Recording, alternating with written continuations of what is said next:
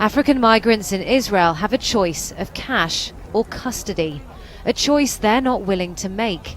"We're not giving up," reads this writing on the ground. The state has started handing out notices to 20,000 male African migrants, giving them 2 months to leave the country or risk being thrown in jail.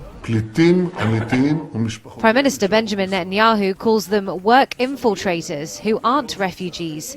He's offering the migrants, mostly from Sudan and Eritrea, $3,500 and a plane ticket to a third country. The government is facing a growing liberal backlash to the plan, including from rabbis, and some Israelis are offering to shelter the migrants in their homes. Rights groups advocating on behalf of them say many fled abuse and war, arguing deporting them to even a different country in Africa would put them in danger. Uganda and Rwanda have been named as possible host countries.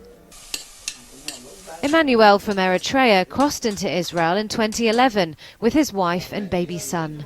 His second child was born in Israel. While for now men and families are allowed to stay, he's worried he's next. Out of nearly 7,000 requests for asylum, Israel has granted refugee status to 11 migrants. In another kitchen across Tel Aviv, this city's stockbroker is among hundreds of Israelis who've signed up to host migrants. As Jews, Ben says as a Jew, he has a moral compass and feels he has to help.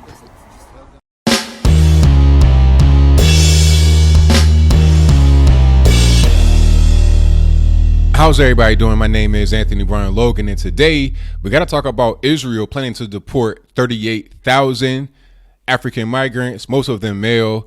They are what Benjamin Netanyahu has described as economic infiltrators. They're basically just trying to get work, and that's pretty much it. They're not necessarily refugees for real. They're economic migrants, similar to what's happening right now in Europe. The plan is to give them $3,500, a plane ticket, and that's it. Get out.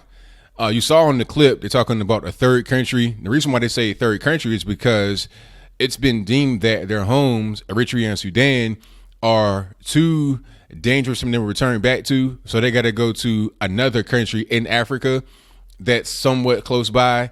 And the countries that have been floated out there, but it's not been confirmed, are Rwanda and Uganda. Now, they say, the Africans that is, they say that that's too dangerous. They don't know anything about Rwanda or Uganda, and they don't want to go back to their homes. So they want to stay right there in Israel. But Benjamin Netanyahu's like, no. If you stay here and you don't take the money and the plane ticket, you're going to go to jail. Many of them say that jail is better than going back home or to Rwanda or Uganda. So that lets me know that maybe, just maybe, what Trump allegedly said about some of these African countries may be true. And if it's not true, then why are these migrants choosing jail, Israeli penitentiary, over going back to either their home country of, again, Eritrea and Sudan mostly, or Rwanda and Uganda? They want to stay right there in an Israeli jail.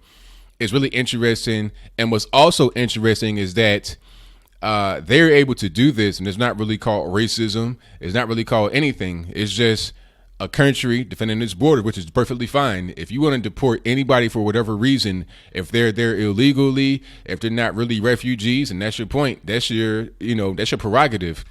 If somebody's there illegally, that's a whole different thing. I think it would be wrong if they gained legal entry and they were not allowed to stay. Some Israelis are going to house the so-called migrants in their homes to prevent them from being deported, but that's going to be very interesting. I'm not really sure how that works because they signed up to do it. So maybe if you sign up to house these refugees in your house, then they won't be deported, because I think the main thing is that they're a drain on society.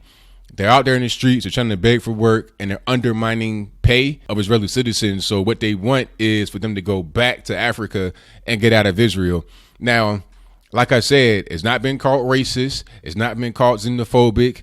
None of that type of stuff is going on. So if Israel can do it, then surely Germany could do it. And surely France could do it. And surely UK could do it. Surely we could do it. Anybody could do it if they can do it. Right. I'm not trying to start this whole big beef between the Jews and the Gentiles or whatever. I'm just saying what's good for one country is good for another. If Israel can do it and we back them, we support them, they are our greatest ally. If they can do it and it's not really a big issue, then surely we can do it as well, and it should not be a big issue here. Some would take issue with what they're doing, but mostly not. And ironically enough, it'd be the liberals who claim to be so tolerant and peaceful, this, that, and the third, but they're really not. Many of them have become radicalized. I'm not really sure why. Maybe their lives aren't really as fulfilling as they would like, so they want to have some kind of cause, some kind of something to rally behind in a different way other than what is expected of them. I can't really call it, but whatever the case may be, I'm glad that Israel is doing this. Hopefully other nations that are further up in, the Eurasian landmass, namely Europe, Greece, Italy, France, Spain, UK. Hopefully they do the same thing, because I see Europe going down real fast. And Europe is a place where you can go and actually have kind of a decent way of living. So let's say, for example, you're a man without a country. You want to go somewhere else other than your country of origin, or your country of origin no longer is habitable for you to live, as far as being able to actually live, survive yourself, your family, your wife, whatever. You guys got to go. Where are you going to go?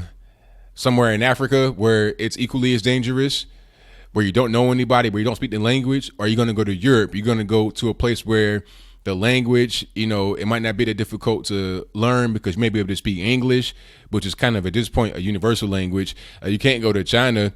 I mean, what you going to do in China? Work in a factory as a slave? Japan? No.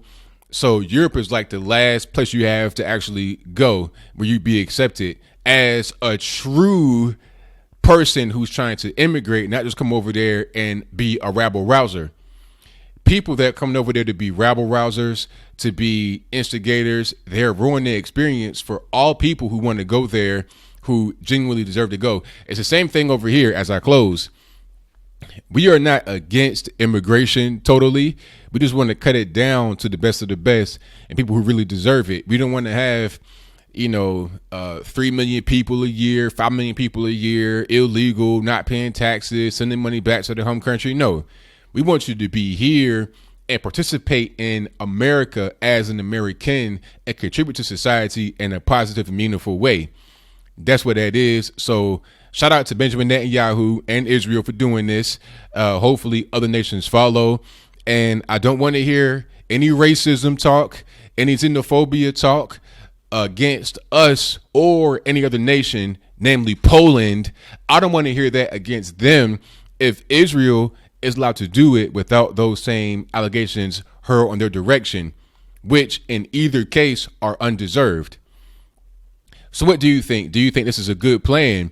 You give them some money, $3,400. That's a lot of money, especially people who come from third world countries. Give them all this money and a plane ticket to go to their country of their choice. They can choose between, Eritrea, Somalia, Uganda, Rwanda, pretty much anywhere they want to go in Africa. I mean, what's wrong with that? I don't really see the big deal. And if they don't want to abide by the laws of Israel, if they're over there illegally, then what's the next thing? If they refuse to be deported, then the choice is only to lock them up. But is that a bad thing? Is that somehow inhuman? Is it cruel to do that?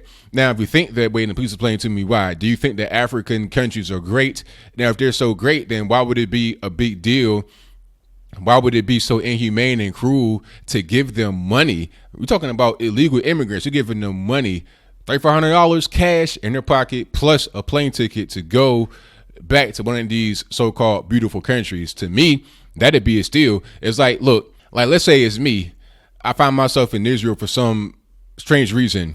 And then Benjamin Netanyahu comes to my house or wherever I'm living and says, hey, here's $3,500 cash in your pocket. Here's a plane ticket. Go back to America. Would I refuse that? Why would I refuse that? America is a great country. Why would I refuse? It doesn't make any sense. Maybe, just maybe, as I close, these so-called migrants don't want to go back, 38,000 of them or more, or a little bit less.